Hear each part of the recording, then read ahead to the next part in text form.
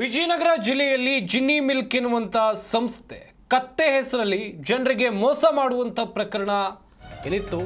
ಈ ಸಂಬಂಧ ಸಿಐಡಿ ಅಧಿಕಾರಿಗಳು ತನಿಖೆಯನ್ನು ಚುರುಕುಗೊಳಿಸಿದ್ದಾರೆ. ಜಿನ್ನಿ ಮಿಲ್ಕ್ ವಿರುದ್ಧ ಸಿಐಡಿ ಅಧಿಕಾರಿಗಳ ತಂಡ ತನಿಖೆಯನ್ನು ಚುರುಕುಗೊಳಿಸಿದೆ. ಸೀಸ್ ಮಾಡಿದ್ದ ಜಿನ್ನಿ ಮಿಲ್ಕ್ ಕಚೇರಿಗೆ ಭೇಟಿಯನ್ನು ಸಿಐಡಿ ಟೀಮ್ ಕೊಟ್ಟಿದೆ. ಹೊಸಪೇಟೆಯ ಹಂಪಿ ರಸ್ತೆಯಲ್ಲಿನ ಜಿನ್ನಿ ಮಿಲ್ಕ್ ಕೇಂದ್ರ ಕಚೇರಿ. ಸಿಐಡಿ ಡಿವೈಎಸ್ಪಿ ಅಸ್ಲಂ ಭಾಷಾ ನೇತೃತ್ವದಲ್ಲಿ ತನಿಖೆ ಆಗ್ತಾ ಇದೆ. 4 ಅಧಿಕಾರಿಗಳ ತಂಡದಿಂದ ನಡೀತಾ ಇರುವಂಥ ತನಿಖೆ ಇದು. ಠಾಣೆಯಿಂದ ಜಿನ್ನಿ ಮಿಲ್ಕ್ ಕಚೇರಿಗೆ ಸಿಐಡಿ ಟೀಮ್ ತೆರಳಿದೆ. ಅಲ್ಲಿ ಹುಡುಕಾಟವನ್ನು ನಡೆಸುವಂಥ ಕೆಲಸವನ್ನು ಮಾಡ್ತಾ ಇದ್ದಾರೆ. ಕಚೇರಿಯ ಒಳಗೆ ಜಿನ್ನಿ ಮಿಲ್ಕ್ ಕಂಪನಿಗೆ ಸಂಬಂಧಿಸಿದಂಥ ದಾಖಲಾತಿಗಳನ್ನು ಸರ್ಚ್ ಮಾಡುವಂಥ ಕೆಲಸ ಅಂತ ಹೇಳಿದರೆ ಹುಡುಕಾಡುವಂಥ ಕೆಲಸವನ್ನು ಇಲ್ಲಿ ಸಿಐಡಿ ಅಧಿಕಾರಿಗಳು ಮಾಡ್ತಾ ಇದ್ದಾರೆ. ದೃಶ್ಯಾವಳಿಗಳಲ್ಲೂ ಕೂಡ ಗಮನಿಸ್ತಾ ಇದ್ದೀರಾ ನೀವು. ಇದು ವಿಜಯನಗರದ ಜಿನ್ನಿ ಮಿಲ್ಕ್ ಸಂಸ್ಥೆ. ಈ ಸಂಸ್ಥೆ ರೈತರಿಗೆ ಕತ್ತೆ ಹೆಸರಲ್ಲಿ ಮೋಸ ಮಾಡಿತ್ತು. ನೀವು ಕತ್ತೆ ತಗೊಳ್ಳಿ, ಆನಂತರ ಕತ್ತೆ ಹಾಲನ್ನು ನಾವು ಖರೀದಿ ಮಾಡ್ತೀವಿ, ಒಳ್ಳೆಯ ಆದಾಯ ನಿಮಗೆ ಬರುತ್ತೆ ಅನ್ನುವಂಥದ್ದಾಗಿ ಬಗೆಯ ಕಥೆಗಳನ್ನು ಕಟ್ಟಿ ರೈತರಿಗೆ ಮೋಸ ಮಾಡುವಂಥ ಕೆಲಸವನ್ನು ಮಾಡಿತ್ತು. ಈ ಸಂಬಂಧ ನಿಮ್ಮ ಜಿ ಕನ್ನಡ ನ್ಯೂಸ್ ಕೂಡ ನಿರಂತರವಾಗಿ ವರದಿಯನ್ನು ಪ್ರಸಾರ ಮಾಡಿದ ಬಳಿಕ ಅಲ್ಲಿನ ಆಡಳಿತ ವರ್ಗದವರು ಎಚ್ಚೆತ್ತುಕೊಂಡಿದ್ದರು. ಜಿನ್ನಿ ಮಿಲ್ಕ್ನ ಸಂಸ್ಥೆಗೆ ಬೇಗ ಬಿದ್ದಿತ್ತು.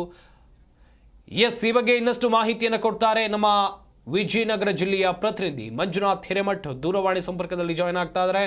ಮಂಜುನಾಥ್, ಗಮನಿಸ್ತಾ ಇದ್ವಿ ಸಿಐಡಿ ಅಧಿಕಾರಿಗಳು ತನಿಖೆಯನ್ನು ಚುರುಕುಗೊಳಿಸಿದ್ದಾರೆ. ಈಗಾಗಲೇ ಎಲ್ಲೆಲ್ಲ ಪರಿಶೀಲನೆ ನಡೆಸುವಂಥ ಕೆಲಸ ಆಗಿದೆ, ಯಾರನ್ನೆಲ್ಲ ವಿಚಾರಣೆಗೆ ಒಳಪಡಿಸಿದ್ದಾರೆ, ಮಾಹಿತಿ ಕೊಡ್ತಾ ಹೋಗೋದಾದ್ರೆ?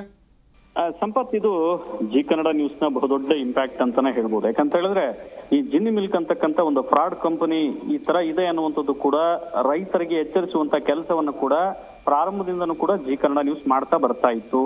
ಈ ನಿಟ್ಟಿನಲ್ಲೂ ಕೂಡ ಅದು ಫ್ರಾಡ್ ಕಂಪನಿ ಅಂತ ಗೊತ್ತಾದ ತಕ್ಷಣ ಜಿಲ್ಲಾಡಳಿತ ಅದಕ್ಕೆ ಬೀಗ ಮುದ್ರೆಯನ್ನ ಒತ್ತುತ್ತೆ. ನಂತರ ಸುಮಾರು 300ಕ್ಕೂ ಹೆಚ್ಚು ಜನ ರೈತರು ಇದರಲ್ಲಿ ಹಣವನ್ನ ಹೂಡಿಕೆ ಮಾಡಿದ್ರು. ಹೂಡಿಕೆ ಮಾಡಿದ ನಂತರ ಅವರು ಇದು ಮೋಸದ ಕಂಪನಿ ಅಂತ ಗೊತ್ತಾದ್ಮೇಲೆ ಹೊಸಪೇಟೆಯ ಟೌನ್ ಸ್ಟೇಷನ್ಗೆ ಬಂದು ಕಂಪ್ಲೇಂಟ್ ಅನ್ನ ಕೂಡ ಕೊಡ್ತಾರೆ. ದೂರನ್ನ ಸ್ವೀಕರಿಸಿದಂತಹ ಪೊಲೀಸರು ನಿರಂತರವಾಗಿ ಬಹಳ ಶ್ರಮಪಟ್ಟು ಕೆಲಸ ಮಾಡ್ತಾರೆ. ಅಲ್ಲಿರ್ತಕ್ಕಂಥ ಏನು ಜಿನ್ನಿ ಮಿಲ್ಕ್ ಕಂಪನಿಯ 5 ಜನ ಕಿಂಗ್ ಪಿನ್ ಗಳನ್ನ ಬಂಧಿಸುವಲ್ಲಿ ಯಶಸ್ವಿ ಆಗ್ತಾರೆ. ಇದರಲ್ಲಿ ಪೊಲೀಸರ ಪರಿಶ್ರಮ ಕೂಡ ಎದ್ದು ಕಾಣುತ್ತೆ. ಯಾಕಂತ ಹೇಳಿದ್ರೆ ಕೇವಲ 1 ರಿಂದ 2 ತಿಂಗಳಲ್ಲಿನೇ ಈ ಒಂದು ಖತರ್ನಾಕ್ ಕಳ್ಳರನ್ನ ಅವರನ್ನ ಹುಡುಕಿ ಅವರನ್ನ ಬಂಧಿಸುವಲ್ಲಿ ವಿಜಯನಗರ ಪೊಲೀಸರು ಕೂಡ ಯಶಸ್ವಿ ಆಗ್ತಾರೆ.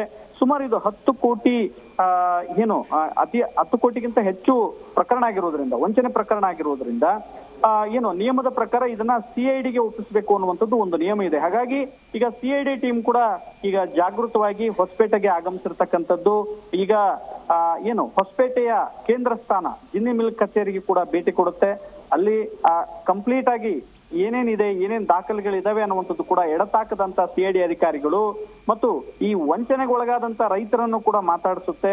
ಎಷ್ಟು ವಂಚನೆಗೊಳಗಾದ್ರು, ಮತ್ತೆ ಯಾರು ಯಾವಾಗ ಈ ಹಣವನ್ನ ಹೂಡಿಕೆ ಮಾಡಿದ್ರು, ಇದರ ಮ್ಯಾನೇಜರ್ ಯಾರು, ಈ ರೀತಿಯಾದಂತ ಕೆಲವೊಂದು ಪ್ರಶ್ನೆಗಳನ್ನ ಹಣವನ್ನ ಹೂಡಿಕೆ ಮಾಡಿರ್ತಕ್ಕಂತಹ ಸಂತ್ರಸ್ತರನ್ನ ಅವರು ಎನ್ಕ್ವೈರಿ ಕೂಡ ಮಾಡ್ತಾರೆ. ಹೀಗಾಗಿ ಇವತ್ತು ಸಿಐಡಿ ಅಧಿಕಾರಿಗಳು ಜಿನ್ನಿ ಮಿಲ್ಕ್ ಕಂಪನಿ ಕೇಂದ್ರ ಸ್ಥಾನಕ್ಕೆ ಭೇಟಿ ಕೊಟ್ಟಾಗಿದೆ ಮತ್ತು ಇನ್ನು ನಿರಂತರವಾಗಿ ಈ ಒಂದು ತನಿಖೆಯನ್ನು ಕೂಡ ಮಾಡ್ತೀವಿ ಅನ್ನುವಂತ ಸಿಐಡಿ ಅಧಿಕಾರಿಗಳ ತಂಡದ ಹಿರಿಯ ಅಧಿಕಾರಿಗಳಾದಂತ ಅಸ್ಲಂ ಪಾಷಾ ಅವರು ಜಿ ಕನ್ನಡ ನ್ಯೂಸ್ಗೆ ಒಂದು ಮಾಹಿತಿಯನ್ನ ಕೊಟ್ಟಿರ್ತಕ್ಕಂಥದ್ದು. ಹಾಗಾಗಿ ಇವತ್ತಿನಿಂದ ಸಿಐಡಿ ಅಧಿಕಾರಿಗಳು ಹೊಸಪೇಟೆಗೆ ಆಗಮಿಸಿದ ನಂತರ ಮುಂದಿನ ದಿನಗಳಲ್ಲಿ ಅಂದ್ರೆ ತನಿಖೆಯ ಹಂತದಲ್ಲಿ ಮತ್ತಷ್ಟು ಜನರ ಬಂಧನ ಆಗುವಂತ ಸಾಧ್ಯತೆಗಳು ಕೂಡ ಇದಾವೆ.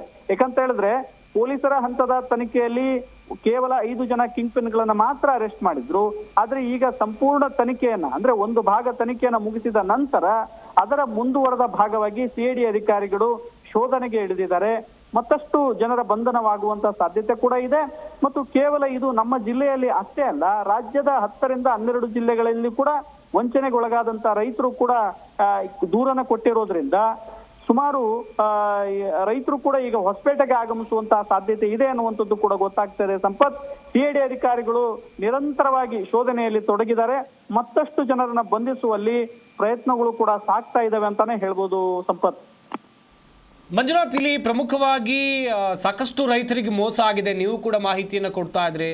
ಮೋಸ ಹೋದವರು ಅವರನ್ನು ಕೂಡ ವಿಚಾರಣೆಗೆ ಒಳಪಡಿಸಬೇಕಾಗತ್ತೆ. ಅವರಿಂದಲೂ ಕೂಡ ಅಗತ್ಯ ಮಾಹಿತಿಯನ್ನು ಪಡೆಯುವಂಥ ಕೆಲಸವನ್ನು ಸಿಐಡಿ ಅಧಿಕಾರಿಗಳು ಮಾಡಬೇಕಾಗತ್ತೆ. ಆ ಕೆಲಸ ಯಾವತ್ತಾಗತ್ತೆ ಅಂತೇಳಿ? ಸಂಪತ್, ಈಗ ಪ್ರಾರಂಭದ ಹಂತದ ಅಂದ್ರೆ ತನಿಖೆಯ ಪ್ರಾರಂಭ ಹಂತದಲ್ಲಿ ಈಗ ಒಂದಿಷ್ಟು ಜನರನ್ನ ಸಿಐಡಿ ಅಧಿಕಾರಿಗಳು ಹೊಸಪೇಟೆಯ ಟೌನ್ ಸ್ಟೇಷನ್ಗೆ ಕರೆಸಿದ್ದು ಕೂಡ ವಿಜುವಲ್ಸ್ ಅಲ್ಲಿ ಫ್ಲೋ ಆಗ್ತಾ ಇದೆ. ಅಂದ್ರೆ ಒಂದಿಷ್ಟು ಜನರು ಕೂಡ ಈಗ ಅವರ ಹೇಳಿಕೆಯನ್ನ ಪಡಿತಾ ಇದ್ದಾರೆ, ಸ್ವಯ ಹೇಳಿಕೆಯನ್ನ ಪಡಿತಾ ಇದ್ದಾರೆ. ಹಾಗಾಗಿ ಮುಂದಿನ ದಿನಗಳಲ್ಲಿ ಈಗೇನು 350ಕ್ಕೂ ಹೆಚ್ಚು ಜನ ರೈತರು, ವಿಜಯನಗರದ ರೈತರು ಏನು ವಂಚನೆಗೊಳಗಾಗಿದ್ದಾರೆ, ಅವರನ್ನ ಒಬ್ಬೊಬ್ಬರನ್ನಾಗಿ ಕರೆದು ತನಿಖೆ ಮಾಡ್ತಾರೋ ಅಥವಾ ಮುಖ್ಯವಾಗಿ ಇದರಲ್ಲಿ ಡಿಸ್ಟ್ರಿಬ್ಯೂಟರ್ ಅಂತ ಬರ್ತಾರೆ, ಅಂದ್ರೆ ಮುಖ್ಯವಾಗಿ ಈ ಹಾಲನ್ನ ಶೇಖರಣೆ ಮಾಡ್ಬಿಟ್ಟು ಅವನ್ನ ತೆಗೆದುಕೊಳ್ಳೋದಕ್ಕೆ ಅಂತಾನೆ ಜಿಲ್ಲಾವಾರು ಡಿಸ್ಟ್ರಿಬ್ಯೂಟರ್ ಅಂತ ಇರ್ತಾರೆ, ಅವರನ್ನು ಕರೆದು ಎನ್ಕ್ವೈರಿ ಮಾಡ್ತಕ್ಕಂಥ ಚಾನ್ಸಸ್ ಇರುತ್ತೆ. ಹಾಗಾಗಿ ಯಾವ ನಿಟ್ಟಿನಲ್ಲಿ ಸಿಐಡಿ ಅಧಿಕಾರಿಗಳು ತನಿಖೆ ಮಾಡ್ತಾರೆ ಅನ್ನುವಂಥದ್ದು ಕೂಡ ಗೌಪ್ಯವಾಗಿ ಇಟ್ಟಿದ್ದಾರೆ.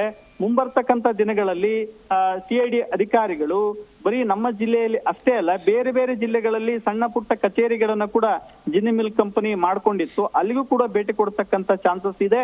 ಮತ್ತು ಇಲ್ಲಿರ್ತಕ್ಕಂಥ ಕೆಲವು ಅಧಿಕಾರಿಗಳು ಏನಾದ್ರೂ ಇದರಲ್ಲಿ ಶಾಮೀಲಾಗಿದ್ದಾರಾ ಅಥವಾ ಬೇರೆ ಬೇರೆ ಆಂಗಲ್ ಅಲ್ಲಿ ತನಿಖೆ ನಡೀತಾ ಇದೆ.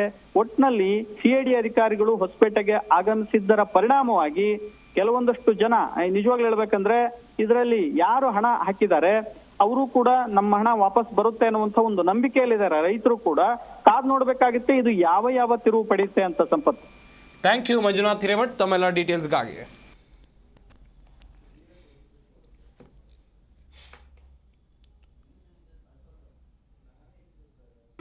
ಜಿ ಕನ್ನಡ ನ್ಯೂಸ್ ಈಗ ನಿಮ್ಮ ಮನೆಯಲ್ಲೇ ನೋಡಿ, ಎಲ್ಲ ಕೇಬಲ್ಗಳಲ್ಲಿ ಈಗ ಲಭ್ಯ.